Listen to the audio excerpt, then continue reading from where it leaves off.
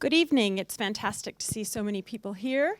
My name is Harleen Hain, for those of you who don't know me, and I have the great pleasure of being the Vice Chancellor here at the University of Otago. And tonight's lecture is actually on a topic that is very near and dear to my heart.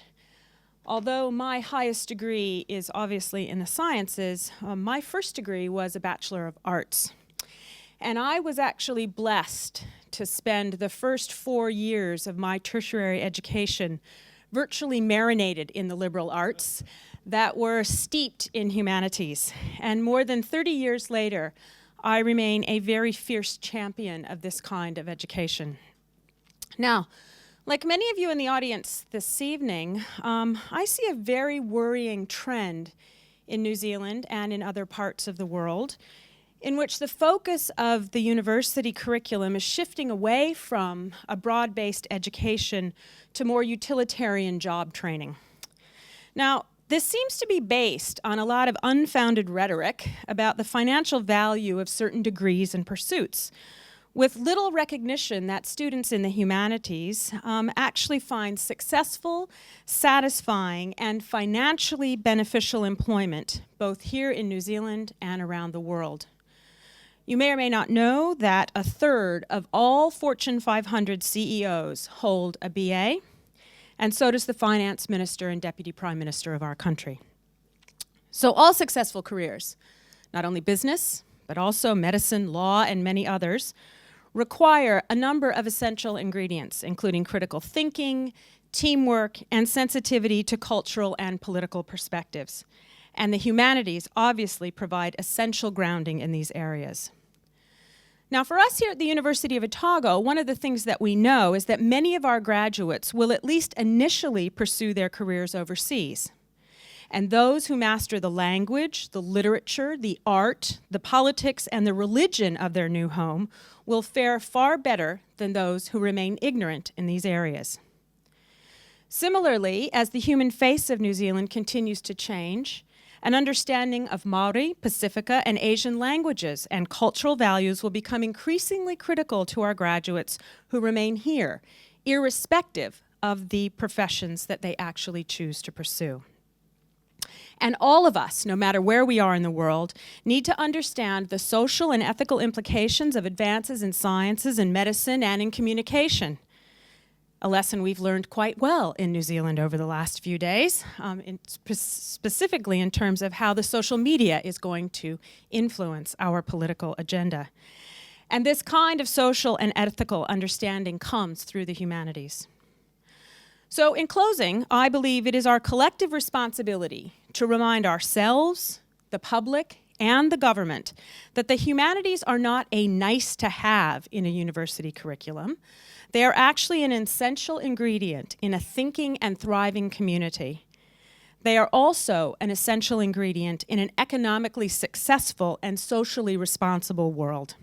So I, for one, am very much looking forward to our speaker this evening.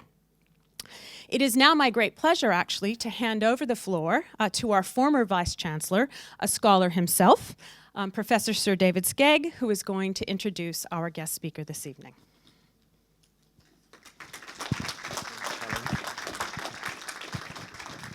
Thank you very much, Vice-Chancellor. On behalf of the Royal Society of New Zealand, it is a great pleasure to welcome Dr. Robin Jackson, who is the Chief Executive of the British Academy for the Humanities and Social Sciences.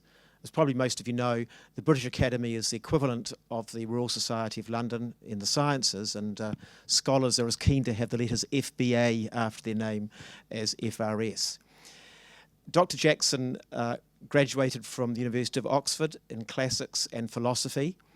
He has a PhD from Princeton in Greek philosophy, and he's taught in the United States and then for many years at the University of Melbourne, where he taught in the Department of Classics and was also a reader at Ormond College, a reader in ancient philosophy, Ormond College being a sister institution of Knox College here in Dunedin.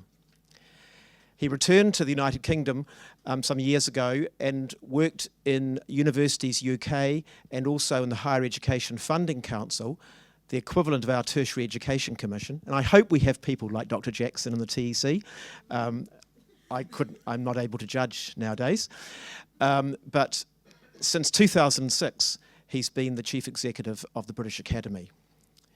In February, when I was passing through London, I visited the British Academy, since our Royal Society now incorporates the humanities again, as it did at its foundation in 1867. And Robin mentioned that he had been invited by the University of Melbourne to come back to give a lecture on the importance of the humanities and some of the things that the British Academy are doing to promote the humanities and social sciences. And so I said, could you possibly come to New Zealand after you've been to Melbourne? So we're being a bit cheeky. We're sort of piggybacking on the Australian initiative, and I hope the people in Melbourne don't resent this, but Dr. Jackson's very kindly agreed to speak here at Otago and also in Wellington and Auckland this week. So I hope you'll, he's going to talk about championing the humanities, and as the Vice-Chancellor said, with a huge emphasis on science, technology, engineering and mathematics, the so-called STEM subjects. I think there's no more important time to remind our leaders and society generally that we ignore the humanities at our peril. So please join me in welcoming Dr. Robin Jackson.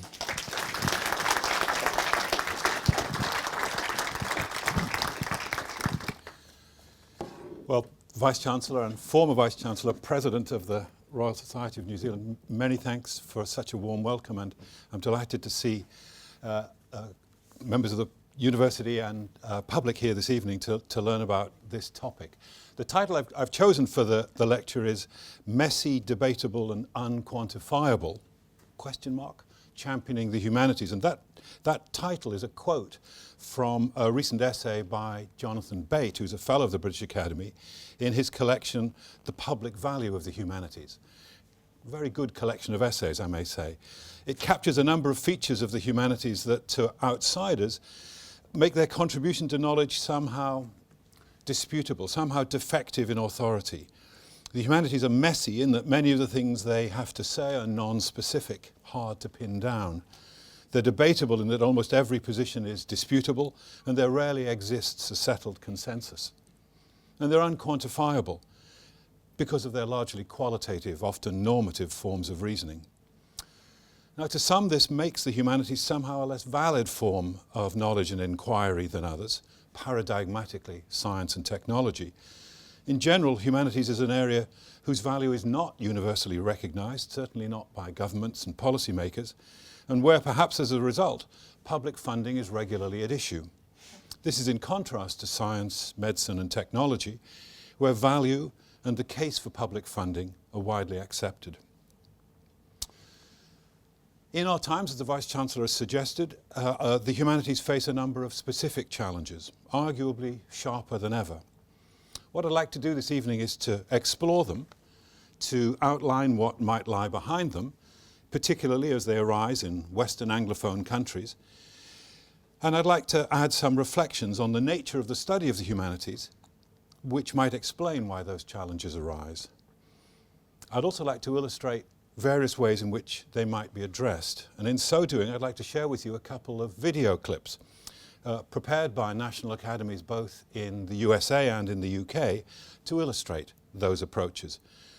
But I should emphasize two things. It's in the nature of what I've said about the humanities that my observations this evening are likely to be incomplete and challengeable, not least, secondly, as they might apply to countries with which I am not particularly familiar. I would stress that I'm here in New Zealand as much to learn as to share experience that we have gathered in the UK. Let me start with another quote, which is, "There is a general crisis facing us in the humanities these days. There is a particular and acute crisis in the study of modern foreign languages." Now, that could have been written yesterday. In fact, it's from an essay written by an American in 1940. Crisis in the Humanities. It was the title of a collection of essays published by J.H. Plum in the UK in 1964. And Bernard Williams, great philosopher, wrote an essay called What Hope for the Humanities in 1987. My point is, this has been a long series of concerns, and the kinds of issues that are raised by those who lament the state of the humanities include internal concerns, over-specialization, fragmentation, technical jargon, obscurantism, and so on. But above all, they refer to external pressures that have become increasingly, that the humanities have become increasingly irrelevant in a world dominated by science and technology. Long term, what's at the heart of this concern is a perception about a lack of practical value, of practical utility in this form of study. And of course, the debate about useful versus useless knowledge is a long-standing one. It's a hardy perennial. It can be traced back to the ancients, to Plato. You can see it in Adam Smith, and it's reflected in much 20th century discussion. In the States, in recent years, as Vice-Chancellor will know, there have been gradually falling student enrollments in humanities majors. It's suggested that only half as many options now as compared with the 1960s. And a rise in vocational options, particularly in things like business and communication studies. Some states are cutting their budgets for humanities teaching. And the additional boost to research investment announced by President Obama after the 2008 recession focused almost entirely on the sciences and not for the humanities. The Republican Party is hostile to the very idea of a national endowment for the humanities to provide funding for research. In continental Europe, the continent-wide research funding schemes are focused around challenges that are defined very largely in terms of science and technology. In the UK, it's not so much that funds have been cut, but that the terms in which research funding is distributed are very much seen as those that are favourable to science and related disciplines. There is a sense that it's science that's at the centre and the humanities that is dealt with as an afterthought and in the terms that are set by the sciences. And I think that notion of afterthought is just worth dwelling on for a moment. It seems that many policies about higher education are devised with the needs of the sciences primarily in mind and then subsequently applied to the humanities, using grant getting as a performance measure, for example, or encouraging the centrality of large-scale projects, whereas much research in the humanities remains non-grant funded and undertaken by lone scholars. Examples in the UK include an expectation now that applicants for research funding will include an indication of the impact of their work outside of the higher education world. Or they'll be expected to publish their work in open access journals. Developments that were pioneered in the scientists and where the fit is at least uncomfortable, if not worse, for the humanities. There's a sense that the humanities, once at the centre perhaps of universities and higher education, have been displaced and are now marginal rather than central to policy concerns. And certainly one detects a defensive, somewhat reactive tone within the humanities, reflecting a sense that this is a discipline that is in crisis. Books in our decade certainly proliferate, some lamenting the state of affairs and some calling for radical change, such as Toby Miller's Blow Up the Humanities, who believes that only wholesale change in the way the discipline is structured and delivered can save it. There are new campaigning organisations all around us, Humanities Matter in the UK or For Humanities in the USA, whose polemical animus reflects an urgency, a sense of crisis. For some, the hostility that's perceived to the study of the humanities is connected to broader changes in higher education, perhaps in society more generally, as the environment within which the humanities are pursued is seen as becoming more inimical. These include the rise of markets and competition within policy approaches to higher education, whereby education is increasingly seen as a commodity whose primary value is economic, crowding out other non-market values. And this sometimes is presented as part of a wider concern about corporatization or the deteriorating conditions of academic labour, rise in student indebtedness, and so on.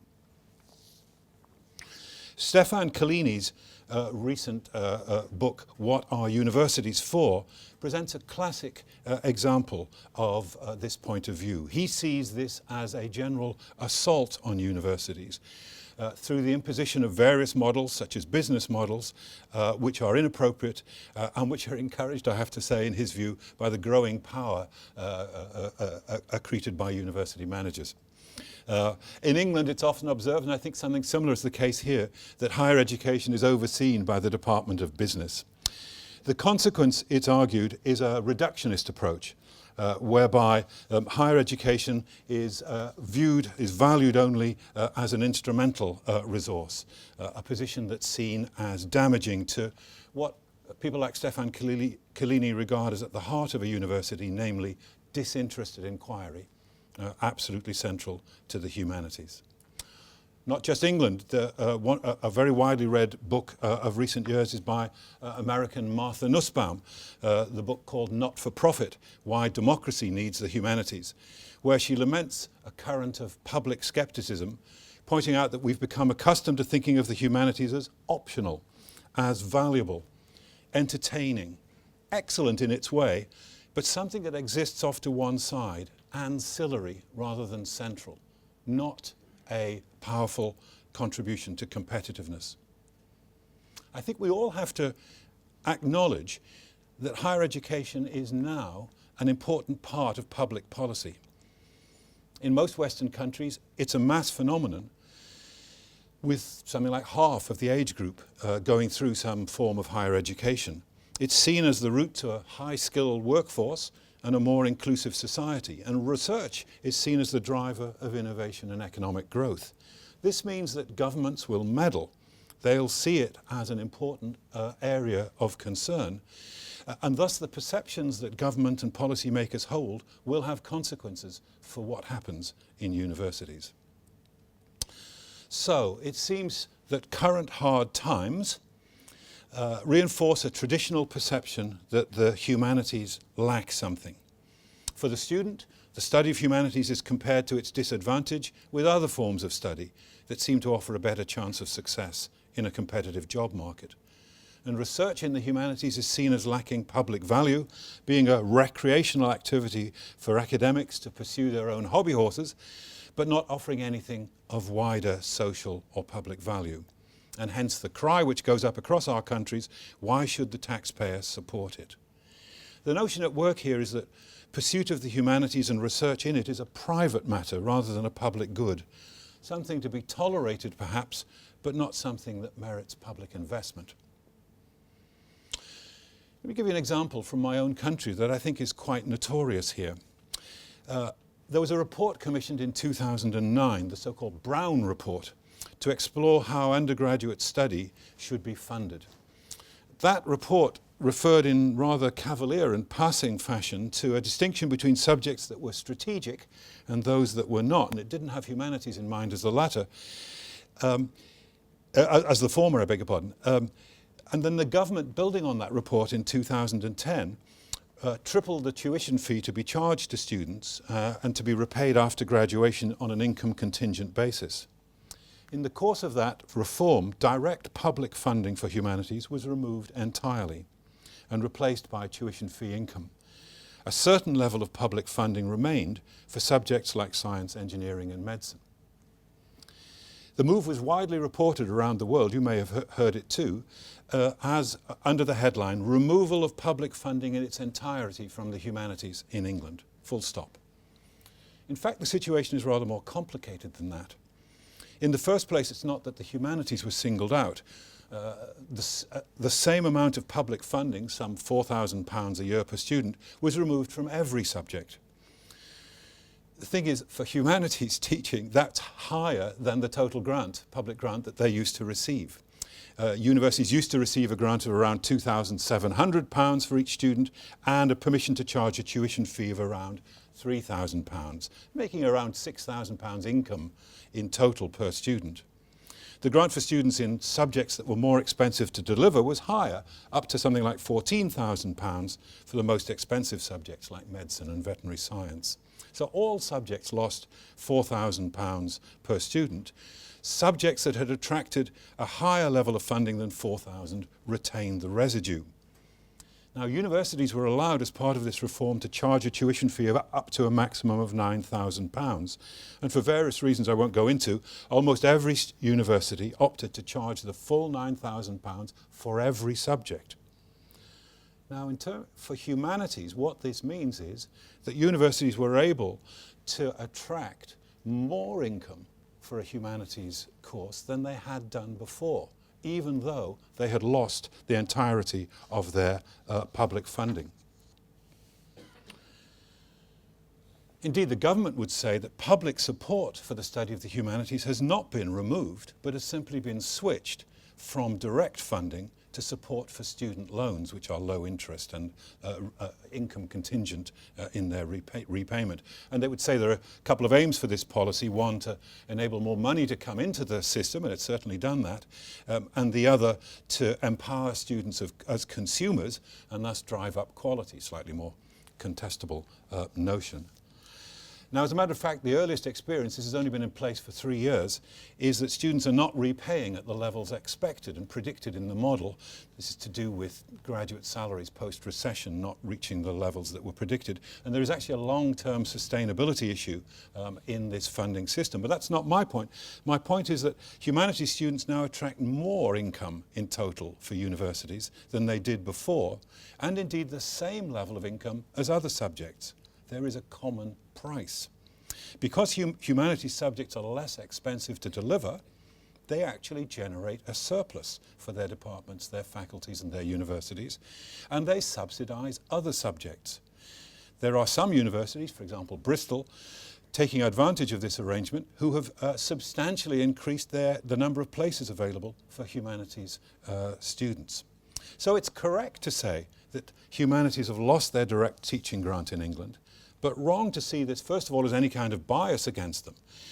But the fact remains that they don't receive any direct funding for teaching, and this creates an impression reported around the world that humanities merit public investment less than other subjects. Certainly I'm struck, as I travel, by how often the situation is simply described as a loss of funding, quite simply, and as it were a loss of confidence by the UK in support for the humanities. Certainly one of the areas in the UK where there is real ground for concern, and I believe this is reflected in other Anglophone countries, is the study of modern foreign languages. This has been in precipitous decline in the UK for over 10 years and is definitely an area where there is a crisis. Numbers have shrunk and many departments have closed or been merged into other units. There is a general explanation, which is the rise in the use of English as the international language of business, diplomacy and research, which gives rise to a widespread sense that English alone will suffice. And in my country there's also a particular explanation, which is a government decision of 10 years ago to cease to require the study of a foreign language to age 16 in schools. Since foreign language study is by its nature quite challenging, and schools are subject to a regime of public league tables of success in examinations, it's not surprising that many of them have chosen to encourage students to pursue easier options. And this is a dangerous development in a global world. There have been knock-on effects on university enrollments. Perhaps remarkably in passing, the study of the classics, my own field, is by contrast buoyant. It's a minority study to be sure, and worryingly based on private schools, but numbers are holding up. There are various reasons for this, I think, which those within the foreign language area can learn from, not least that classicists have for at least a generation taken great care over their supply chain, so to speak, and adjusted curriculum to make entry and ab initio from the beginning language study possible, even at places like Oxford and Cambridge. Okay, so one of the consequences of what can sometimes seem like a pretty sustained campaign of indifference, disrespect, and even assault is that academics in the humanities can perhaps understandably have a relatively low morale and feel a sense of victimhood, that politicians, the vice-chancellor, the scientists are out to get us. And this can lead to a sense of siege, a defensiveness, and sometimes also a contribution that feeds external perceptions. So my argument so far is that the current humanities debate recycles anxieties about the value of the humanities that have a long history. There's a general concern that they serve no practical purpose at a time when the expectations of higher education, both teaching and research, have sharply increased. Does this add up to a crisis in the humanities? Well, actually, I'm not so sure. I think there is a crisis of confidence within the humanities, but I'm not sure that if you look at the objective evidence about student enrollments, the outcomes of student study and the results of arrangements, that is quite the case. I believe that talk of crisis can easily be overstated. There's a good book by Helen Small of Oxford that came out recently called The Value of the Humanities. And she distinguishes herself, it seems to me, by the temperate voice and pragmatic response that she gives to this long-standing debate, and is the more cogent for making a measured contribution to it, giving a pluralistic and unbiased account of the values. Like her, I believe that talk of crisis is overstated, but that we face perennial, persistent challenges which are sharpened from time to time by particular contexts, such as occasions when budgets are tight and when there is a policy preference for the excitement that is very properly generated by breakthroughs in science and technology. I'd like now to show you the first of my two video clips. This is one created by the American Academy for the Arts and Sciences in Cambridge, Massachusetts.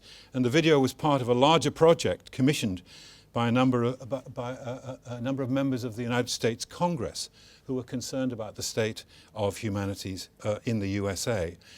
It's called The Heart of the Matter, and it aims to convey why the humanities should be valued. It goes for about 5 minutes.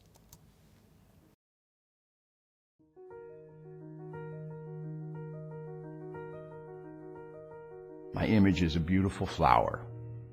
The stem of the flower is, in fact, STEM, science, technology, engineering, and math.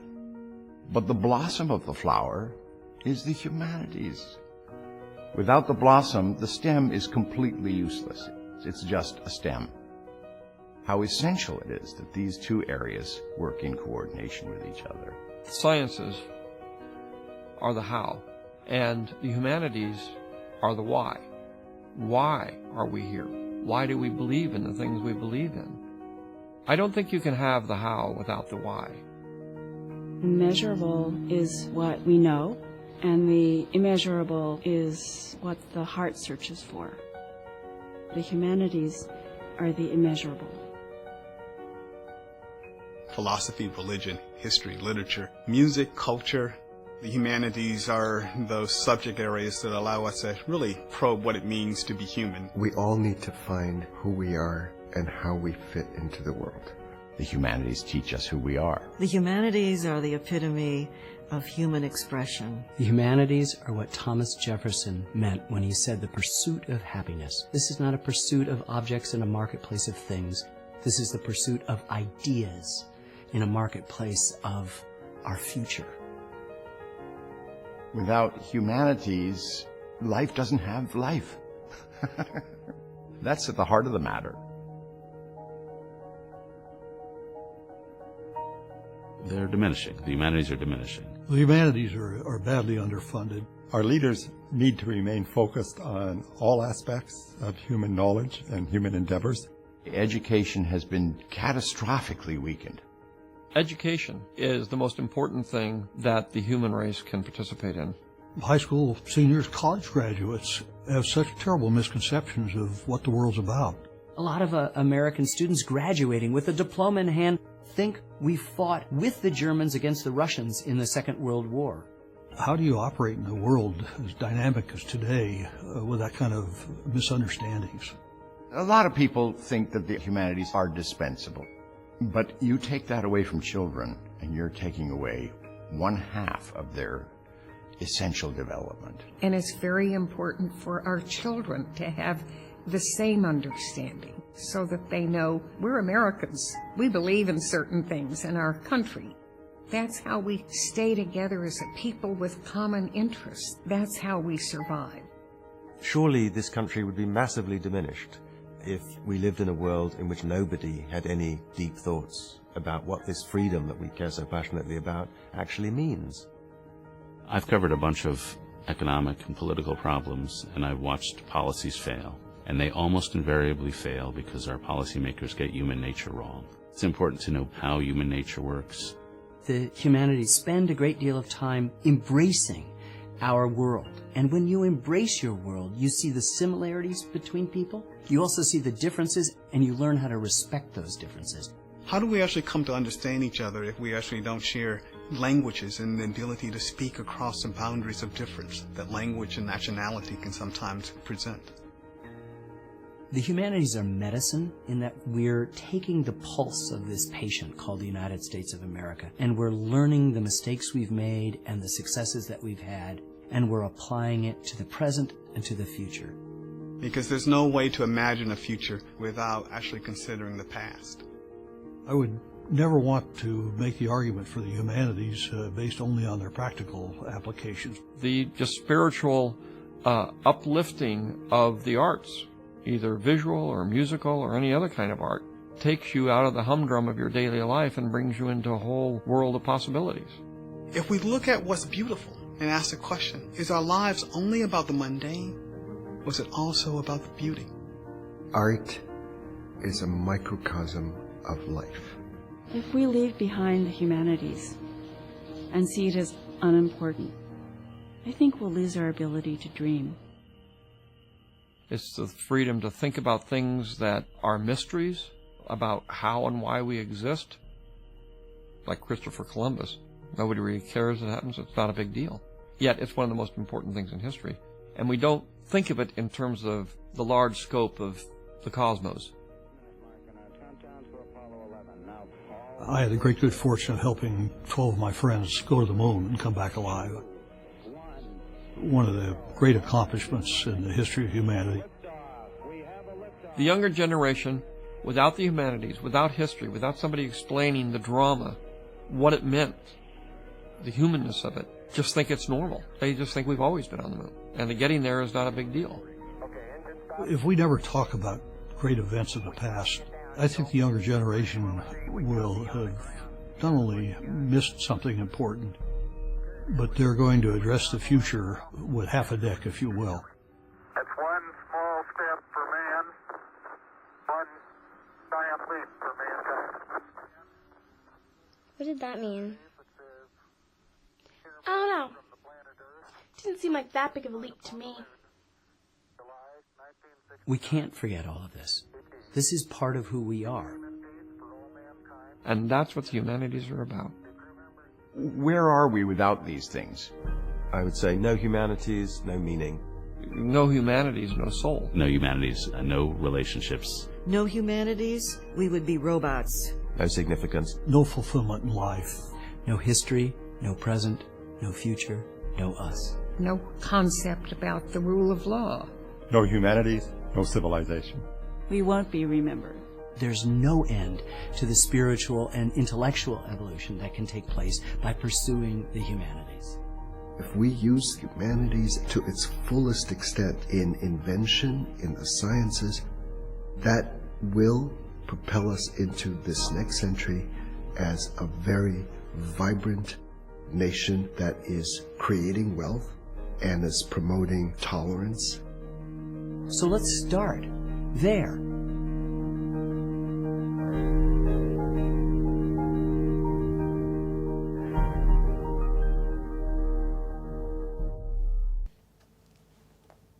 As you can see, it's a very American approach, and it's an illustration of a particular approach to advocacy about the humanities, stressing what I would call the wonder element of the study of human culture. So words like enrichment, beauty, mystery, depth, drama, civilization, and so on. What if we were to ask, are there general features about the humanities which explain the long-standing debate about their value, and thus the need for projects like the Heart of the Matter? A traditional view of the humanities is what Matthew Arnold called a disinterested endeavour to learn and propagate the best that has been known and thought in the world. That contains some truth, but nowadays it's surely much more than that. A great deal of humanities work has to do with the question of how we have come to be who we are and what we might come to be. These are questions about culture and identity, questions that can only be answered with rigor through historic and analytical perspectives, whether or not these are the best that have ever been.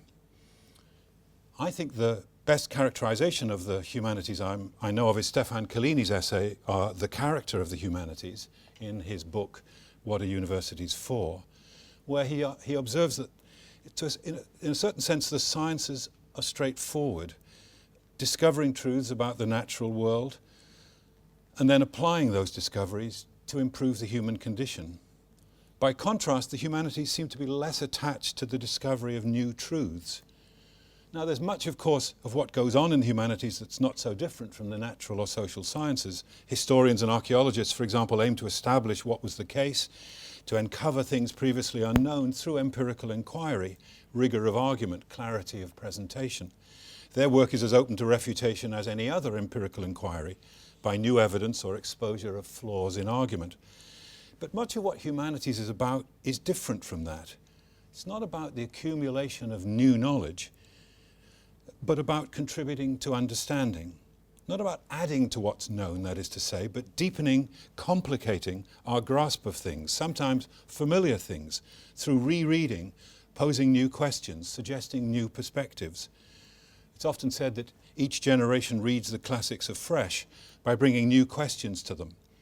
Humanities involve critique, problematizing things, calling assumptions and beliefs into question.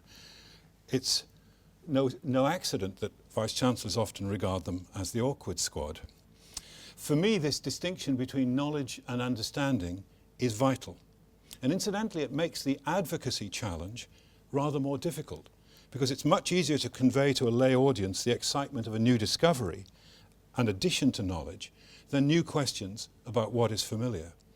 Too often, research in the humanities is reported in the media for what are trivial aspects or semi-discoveries, one might say.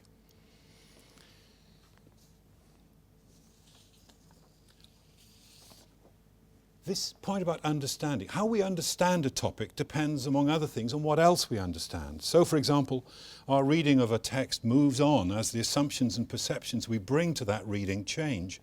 In our time, some of the most striking illustrations of this have derived from changing views about gender, race, and sexuality.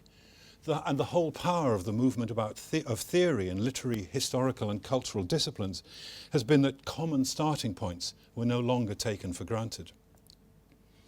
Humanities also examine cultural objects which are not self-interpreting. They explore representations, words, but also symbols, images, artifacts, performances, and their use and development. What this means is that a major component of humanities research, such as literary studies or theology or history or law, is research into the meaning of texts. Not simply the technical or literal meaning, but attempts to discern the manifold ways in which a text becomes meaningful to its reader and audience. Hence, a focus on narrative, on rhetoric, on metaphor, on seeing the world as, not simply seeing the world.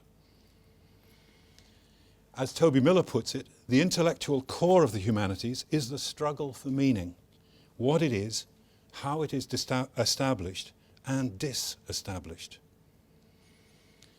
And of course, one of the features of humanities writing is that often the cogency of a piece of work is bound up with the individual voice of its author. It has an ineluctable element of subjectivity rather than replicability or substitutability of authors that you get in scientific analysis.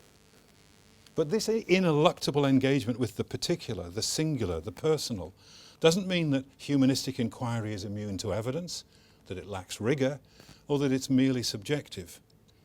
Methods of inquiry in the humanities are distinctive, but they're no less valid as interpretive processes than other approaches.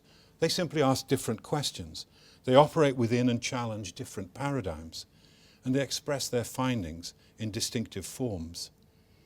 It's in their study of the meaning-making practices of our culture and in their focus on interpretation and evaluation with an indispensable element of subjectivity that the humanities are distinctive and differ from other disciplines. So what do you do in order to develop advocacy for forms of study of this sort? What are the arguments and approaches that seem to work? Now, there are some who are dubious about even undertaking this. For them, there are dangers in seeking to redescribe what we most cherish about what we do in the humanities in terms imposed by outside bodies. Neither skills, nor new findings, nor impact will fully capture the value of our disciplines, they argue. And more, the risk, they say, is that in trying to give proof of utility in these terms developed by and applicable to the sciences primarily, we consent to a narrowing of the debate into terms that are corrupting and impossible anyway to meet. Some argue that we should simply decline to engage, even be prepared to go so far as to say that the humanities have nothing or little to offer on these terms. And I sometimes think that Stefan Collini falls into this group. He himself seems to prefer that we simply, as he says, we should simply point to what we do rather than seek to translate it into terms set by others. I have to say, I don't think that's a very practical course in the current climate, and others like Jonathan Bate are rather more attractive to me, who think that we can make a sufficiently strong case in terms that have common use and common understanding. Take non-academic impact as an example. To decline to identify examples on a point of principle seems to me to be a very dangerous course, to concede a lack of value that would have adverse consequences for reputation, for funding, and so on. And although in the UK we won't actually know the outcome of the first round of the formal impact assessments of research until the end of this year, to judge from pilot exercises and informal feedback, it looks very much as if humanities' impact is evident and can be documented. There are going to be case studies on quite an extensive level that tell a powerful story about the way in which research in the humanities transforms the intellectual and cultural landscape, sustains citizenship and civil society, and contributes to commercial gain. So the approach that the British Academy has taken is not to insist that there's something special and immeasurable about the humanities, but that the contribution that they make can be articulated. And to illustrate that, I'd like to show you another video, this time made by my own academy, the British Academy, and this is called Prospering Wisely, and again is part of a larger project. The aim here is to illustrate the public value of the humanities, and in our case the social sciences, and to give reasons particularly aimed at policymakers why they should be valued and supported. So I'll show you this second video, which again goes for about 5 minutes, and then I'll try and draw some things together. Prosperity. What does it mean, and how can it be fostered? How can people and communities have the opportunity to prosper and realise their full potential? How can they expand their capabilities, as Amartya Sen puts it, so as to lead the kind of lives they value and have reason to value? That's the kind of question the British Academy's new Prospering Wisely project has been exploring. Prosperity is a very broad concept. It's way beyond income or consumption or wealth measured in a material sense. It's how we live our lives, how we deal with uncertainty and anxiety, what our sense of community, relationships and society really is. The idea of prospering wisely is to try to understand what some, not all, but some of the objects of public policy should be, and also to understand how those objects might be pursued. As you start phrasing the question that way, immediately the whole of humanities and social sciences come in. I don't know of a single major problem that we face, be it the environment, be it how to get growth started again, which doesn't require attention both from the physical sciences and from social sciences and humanities. The sciences can tell us wonderful things about how to heal illness, how to cure particular sorts of malaise. But it's historians, it's the humanities, it's social sciences who talk about the malaise in society, explain the mysterious ways in which human beings behave to each other, which are not susceptible of putting into formulae. They are that mysterious thing, human nature. That's what we deal with. And if you don't have a healthy humanities, social sciences sector, your country will go mad. I think that the quality of the interface between public life and public curiosity and the humanities and the social sciences has never been better than it is now. I personally feel that there is more interest in matters of the mind and society and culture, interest in understanding ourselves and understanding our origins and where we're going to in the future, than at any point during my own career. I think we've got a fantastic opportunity to expand intelligent public debate, which is informed by all the kinds of different aspects of the areas of study that the Academy represents. It's clearly becoming more and more urgent that we learn how to live more harmoniously with people who have very different notions of what a society is. That's more evident every day.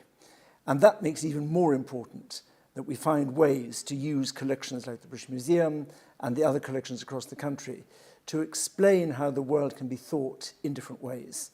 And that requires the contribution of those working in the humanities and the social sciences in universities. What it's about is defining the ideas that make our society function and operate. And that's what people studying the humanities for the last 2,000 years has enabled us to do. What an academic can bring, sure, he's got or she's got passion and energy, but what he or she can also bring is a strong sense of independence, of not being bought. They are, after all, usually funded by the taxpayer in order to teach and research. What an amazing social good that is. So we, academics, can call it as we see it. Not claiming some incredible truth, but call it as we see it. And so that is a fantastic resource for policy makers and politicians who are interested in reason. But the thing is, there are so many things we don't even know about the world. You know, there's a lot in science we don't know about how the world works, but there's a lot about the social world that we don't know. If you only concentrate on what gives us an immediate payoff now, it's very short-sighted. And the problem with government is that, of course, they are, you know, they're work thinking in kind of 3 to 4 year terms. We're the people who are going to still be there doing the research when this particular lot of politicians have gone and somebody else is coming in. It's important to remind government, indeed those who make decisions and allocate resources wherever they are in society, just how powerful a resource we are, just how much our activities matter.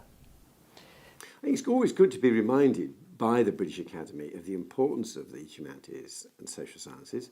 But what we have done in government is have absolutely, when it comes to financing the broad science base, maintained the balance of funding between the different research councils so that the arts and humanities and the social sciences are up there alongside the physical sciences. And I think we all understand that one of the great strengths of Britain's research and science base is precisely that it covers so many different disciplines and then they then interact and pool insights.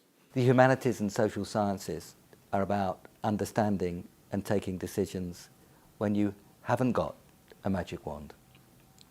They're about understanding the difficult issues of our time, identity, community, relationships, societies, all which require something about public policy and decision making. The key is to bring principles and ideas to very difficult and complex decision making and understanding so that we can find a way forward. It's the duty of the British Academy, with its emphasis on and excellence in the humanities and social sciences, to bring that focus and excellence to the big issues of our day, and indeed the big issues that stay with us. That, of course, at its heart, includes prospering wisely, and that's why we've devoted our energies to bringing a deeper understanding to this fundamental issue.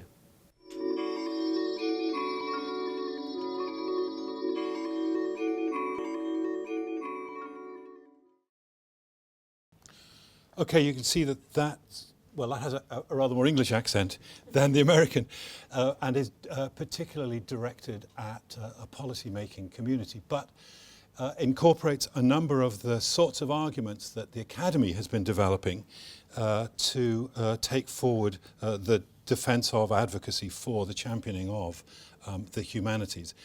There are actually three strands in the larger Prospering Wisely project.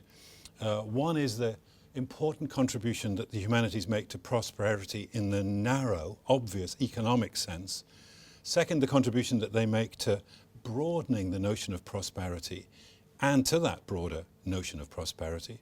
And third, the contribution they make to civic life, particularly the notion of an open society, a healthy, vital democracy. The first of those arguments contests the notion that the humanities lack utility, that they fail to contribute in an economic sense. And it addresses the fact that most developed economies, such as the UK's in particular, the largest sector is services. And these sectors rely on the flexible skills that humanities graduates possess and the ideas and input of humanities scholars. Business representatives often say we need more scientific and technical expertise, but when asked to identify the attributes thereafter, they list skills of critical analysis, problem solving, negotiation and communication, to which one might add speaking other languages, understanding other cultures, which are not, first of all, which are not subject specific, and secondly, are at the heart of humanities education. So that the argument is that while emphasizing the social and cultural value of humanities education, we should not be shy about stressing how they also provide students with useful skills. We obviously need competent specialists, but we also need graduates with general competences, able to perform a variety of roles, and on occasion the ability to step outside and view their roles from without. Studying the humanities and preparing for a job are not mutually exclusive, and the employment record of humanities graduates around the world, as your Vice-Chancellor suggested, belies the reputation. Things like culture and tourism are major economic sectors, and a country's cultural assets, its museums, galleries, music, theatre, heritage, etc., rest on an infrastructure maintained by research in disciplines such as the classics, history, art, and architectural history, and archaeology. They also contribute to the level of civilization, not that that's what we're on about here, but that makes a country an attractive place to live and work and thus helps attract inward investment. They contribute to a country's soft power assets, which enable it to have influence in the world. Perhaps the most important point on this first strand, as made in the video, is that there's no major challenge that we face that doesn't require attention from both the sciences and the humanities. The major challenges that we face, climate change, obesity, international relations, don't lend themselves to purely technical solutions. They require fundamental thought about the assumptions we take for granted about society, about values, about behavior, about human relations. They need understanding of vital and urgent questions about faith, identity, intercultural understanding, the complexity of contemporary society and its ethical and social challenges. Transformations associated with the digital world open possibilities for radically new ways of inquiry and communication, while also generating attendant anxieties. Innovation draws on the entirety of the research base and will be unable to harness the advances of scientific and technological breakthroughs without concomitant contributions from the humanities. So that's not to overlook or to forget that our disciplines are valuable in themselves, that learning and scholarship are intrinsic goods, part of human nature, but it is to contest, indeed to reject the argument that our disciplines lack utility. The second strand, which is also really important within the context of prospering wisely, is to stress the wisely. And this is to say prosperity, as my President Nick Stern was saying there, prosperity isn't simply about economics. And this is classic humanities territory. You try to reframe the debate, to broaden the notion of utility that's deployed, and to focus on the full meaning of prosperity, taking it beyond the economic alone. And this, of course, is to draw on Greek thinking in the first instance, thinking about the whole notion of well-being and human flourishing, eudaimonia in Greek. And it's to reconceptualize the notion of value, to challenge narrow assumptions about utility, to claim that economic impact is an inadequate proxy for value in the full sense. And on this view, of course, the case for the humanities is strong. They deepen understanding of the human condition, communities and their interventions, and they challenge widely held assumptions and belief. They contribute to our ability to live fuller, better lives.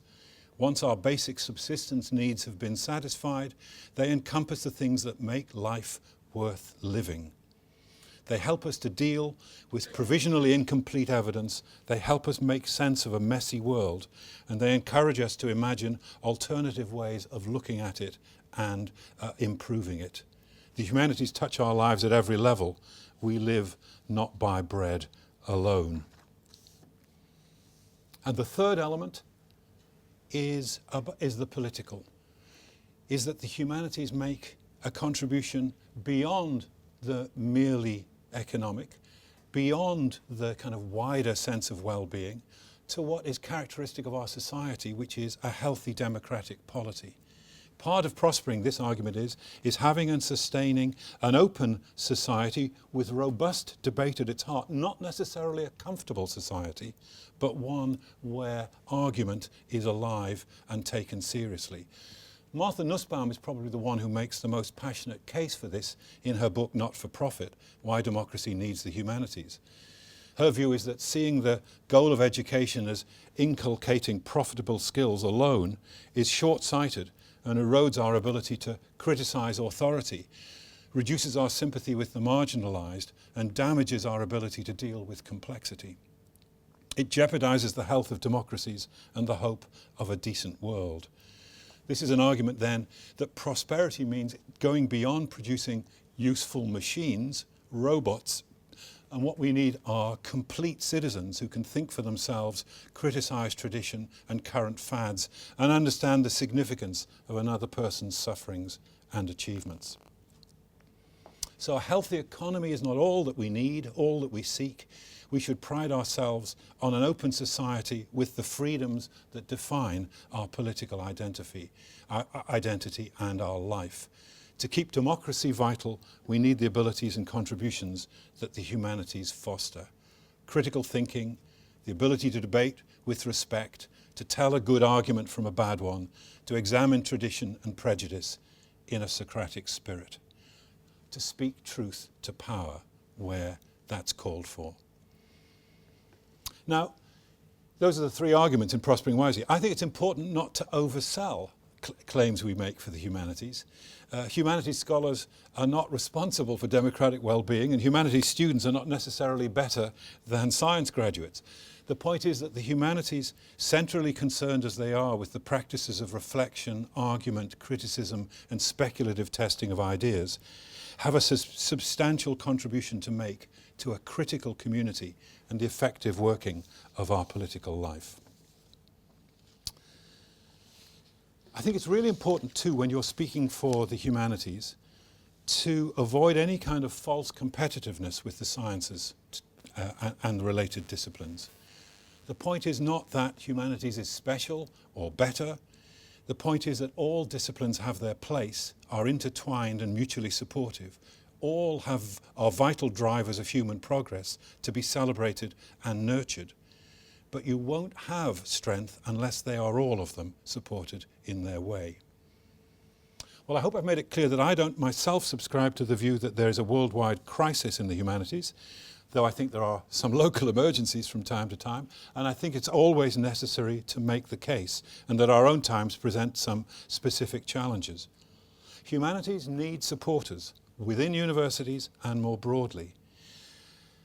Certainly, in my view, greater investment in public engagement would be very good. We're familiar with positions in universities and elsewhere called positions in public understanding of science. I'm not aware of many appointments to the public understanding of the humanities, and that's one of the things that we at the British Academy have been thinking about.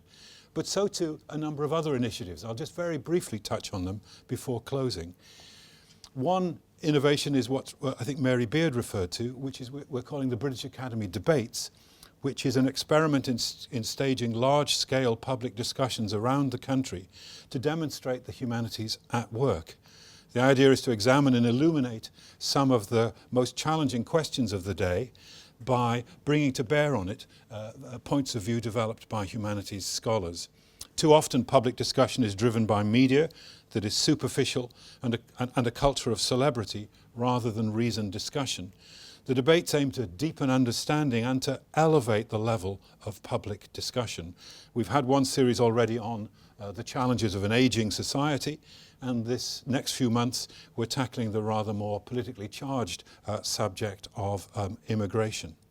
The idea is to try and provide a new kind of national conversation, create an intellectual atmosphere whereby showing our subjects at work, we will show their value to national life. And you can follow these debates, by the way, on the Academy website.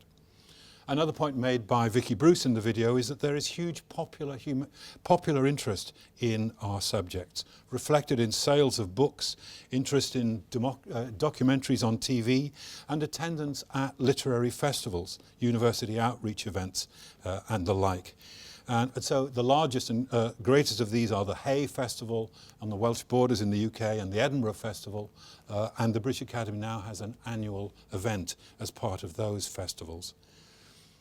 External champions are also important. I thought the American video was very good in having major public figures speaking up for our disciplines who are disinterested champions. They're not obviously pushing their own boat.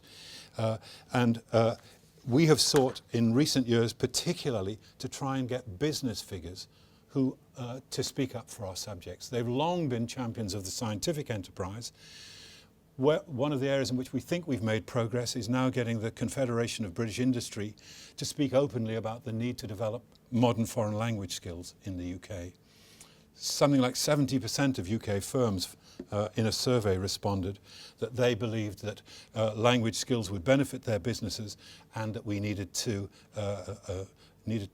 strengthen them in the UK. And in fact, we have a leading figure from one of the City of London banks who's now chairing an academy project on the importance of language skills for global competitiveness. We've also established media partnerships as part of our work. So we have one with the Guardian newspaper, which includes the selection annually of a public language champion.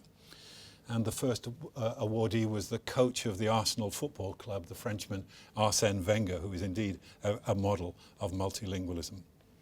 We've also sought to try and link up universities on a national scale. And this November, for the first time, we're sponsoring the UK's first national festival of the humanities, called Being Human. This is a festival that will feature events across a week with 35 institutions participating, showing off the strength and breadth and diversity of work in the humanities. It'll highlight ways in which our disciplines inspire and enrich our lives, help us to understand ourselves and our relationships with others, and address the challenges we face. Activities are being held in museums, galleries, cultural and community centres, even caves. Okay, so I believe that, finally, we need the humanities more than ever, that the case for them can be made powerfully and with conviction. I believe there are reasons for confidence, not victimhood or a sense of doom. But I think we need to do more than we possibly have done in the past. We need to raise our game as advocates and champions and do more to address the challenges of public engagement. If the humanities are messy, debatable and unquantifiable, it's because life is like that.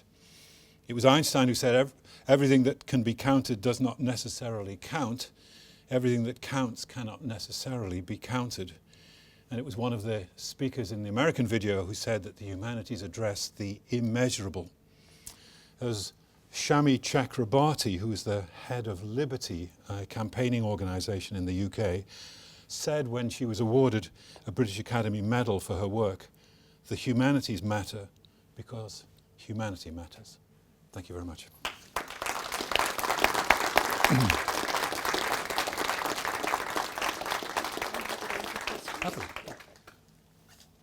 Dr. Jackson is quite happy to answer questions. I'll pass the word. Do we need a mic? Yeah. Pass the microphone.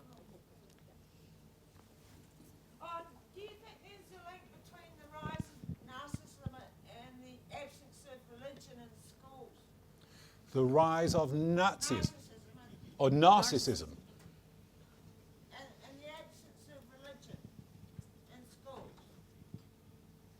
And self-interest becoming the guiding spirit of the age. No. Different school systems have different elements of the understanding of the role of religion in human life. I'm not sure of any obvious link between those where it's strong and those where it's weaker. I think myself some understanding of the importance of faith and its relevance to identity is very helpful in understanding what's going on in the world today, and it's there that I think humanities scholars and students have something really important and valuable to contribute.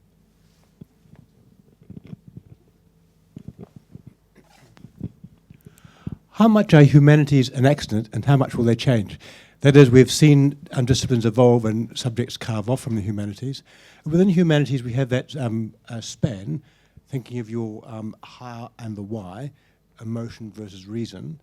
We have the creative element in the humanities, and we have the analytic. Say in history, we have that common theme of expressing things in terms of the rhetoric, that communication is an art of communication, separate analysis, and that sits in the humanities. How much will we see the humanities change as we've seen disciplines carve off, say linguistics change, and other disciplines change and become specialised like the economics? How much will this definition of humanities change, do you think, and the nature of it, and that split between the creative and the human analytic? Well, I think disciplines certainly develop. 100 years ago at this university, I suspect that classics and theology were in a very prime position, not just within the humanities, but within the university as a whole. And disciplines that we now regard as extremely established and at the centre of the humanities, like English, were infant. There is an organisation in the UK called the Modern Humanities Research Association, which was set up in 1920 to counter the huge influence that the classics and theology and philology generally had. And that turned out to be modern languages and literature.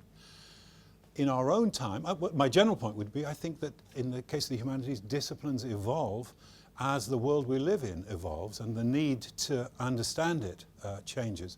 And in our own time, probably the most distinctive example of change is the rise of the study of performance, of communication, of culture, of media, sometimes rather looked down on as media studies, but this whole notion of trying to understand the world in which communication plays such an important part is a good example, it seems to me, of the way in which the humanities evolves, and I'm sure that will continue in the future.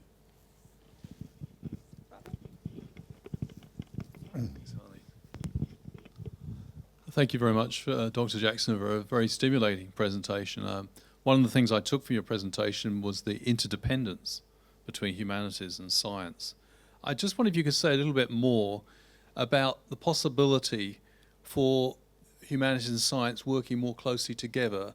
You mentioned many of the problems facing the world today defy resolution, or you imply they defy resolution by any one country and any one discipline or any one approach. Could you say a little more about how humanities and science can establish a partnership in dealing with such apparent intractable problems such as climate change, obesity, etc.? Thank you.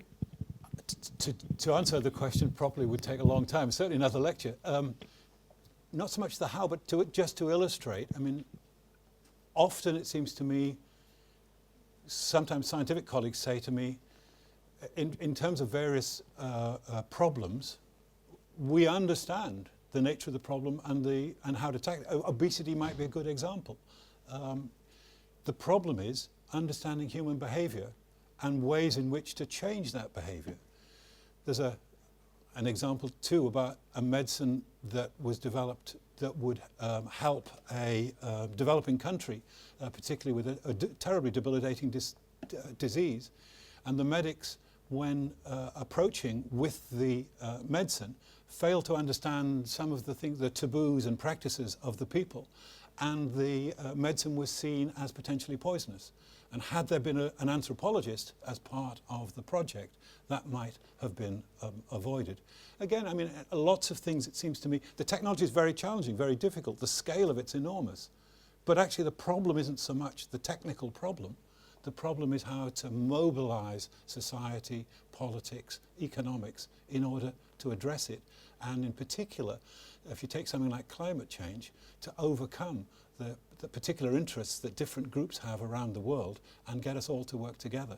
That's not answering your question how, but it's trying to illustrate ways in which I think these problems are dependent on multiple disciplines being effectively harnessed.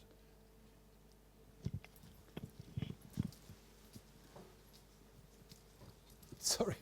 Sorry, I shouldn't have worn heels today.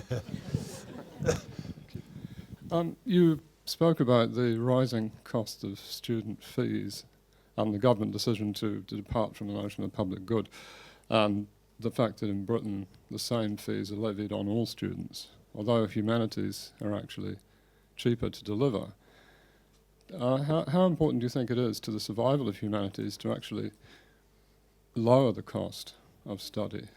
And we're in an environment where students are taking on more and more debt, and if that debt is actually disproportionate to what it actually costs to deliver the subject, isn't that going to be dissuading students from participating in the humanities and lead them more and more into those degree pathways that favour, higher levels of reward in the marketplace?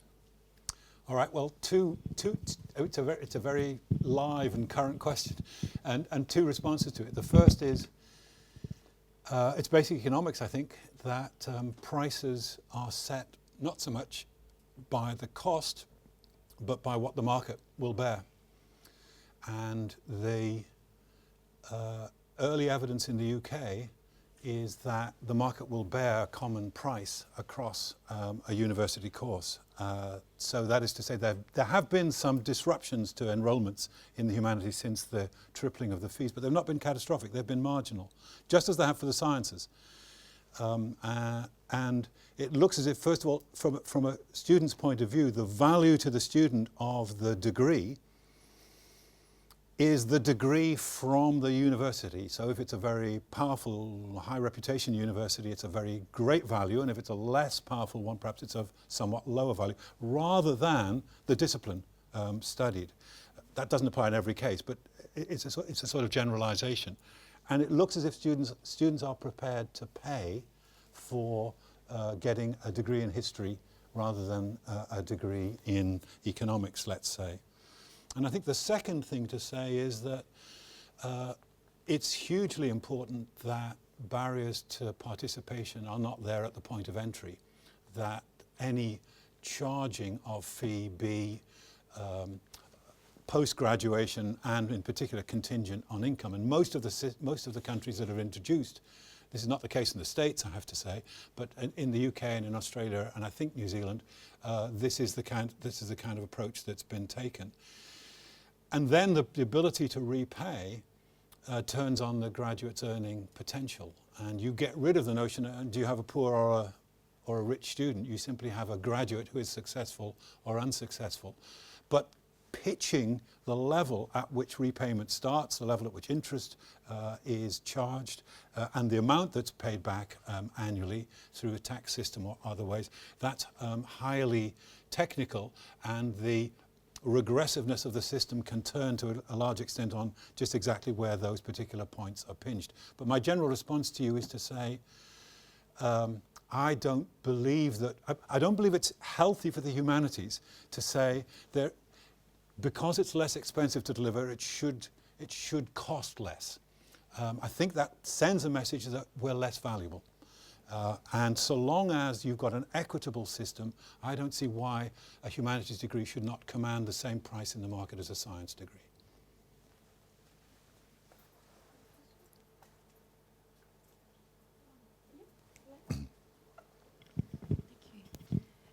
I appreciate your point of view has been largely from Anglophone countries. Can you give us some context for humanities in a more global sense? to do with the attitudes and perhaps the acceptance or movement in one or more different direction? I think that I would say that Northern European countries would report a similar sort of experience to those I've described in the Anglophone Western countries. Southern European countries have other worries to do with their economy. And as for France, well, I find it a bit impenetrable. But actually, I think the humanities are very strong in France and have traditionally commanded more respect than, and that may be true for continental Europe generally, than they have in Anglophone countries. And to a certain extent, I think that historical position persists. But they have a very different funding system from the ones with which we are familiar. And so the comparison isn't very easy. I can't speak for other countries, I just don't know. All right, well, thank you very much. And it's just left to me to thank Dr. Jackson for his very stimulating lecture this evening. I think one of the most important take-home messages that I took from this evening is that I don't think we should recoil from the debate about the value of humanities. I know at some points, I'm sure many people in this audience feel bruised and wounded by the current narrative that is running through New Zealand about the value of STEM and by comparison, the lack of value for the humanities. But I think locking ourselves away and feeling sad about it is probably not the way to approach the problem. And what we really need to do is to continue to share our examples of the way in which humanities does make such an important contribution to individual students and possibly to the world at large. When you were speaking this evening, it reminded me that our own rhetoric here in New Zealand, particularly because we're in the heat of an election, in case you haven't figured that out yet, Dr. Jackson, and there's a lot of discussion around some big issues that this country is facing, including climate change and obesity. But what is really lacking from the current public debate in New Zealand is about the world at large. So we're having very little discussion about what's going on in the Middle East and why that might be the case and what's going on in the Ukraine. And I think really that's where the humanities have such an important role to play in terms of teaching our students and our citizenry the importance of history and of religion and of politics in the world at large. And being in a very small country, we can sometimes become quite insular in terms of the problems that we think we're facing relative to everyone else. So I would ask you all to join with me in thanking Dr. Jackson for his very stimulating lecture about the value of the humanities. And I hope that everyone will leave this audience this evening thinking for themselves about the ways in which they can tell the stories about the value of humanities, and in particular with respect to the debate that's going on in New Zealand right now about the private versus the public good of tertiary education. I think we could probably all agree that what our students get from this institution has both public value, but also has incredible individual value to the students that we teach here. And certainly the Humanities Division makes a very important contribution in that area of their lives. So thank you very much, and please join me in thanking our students.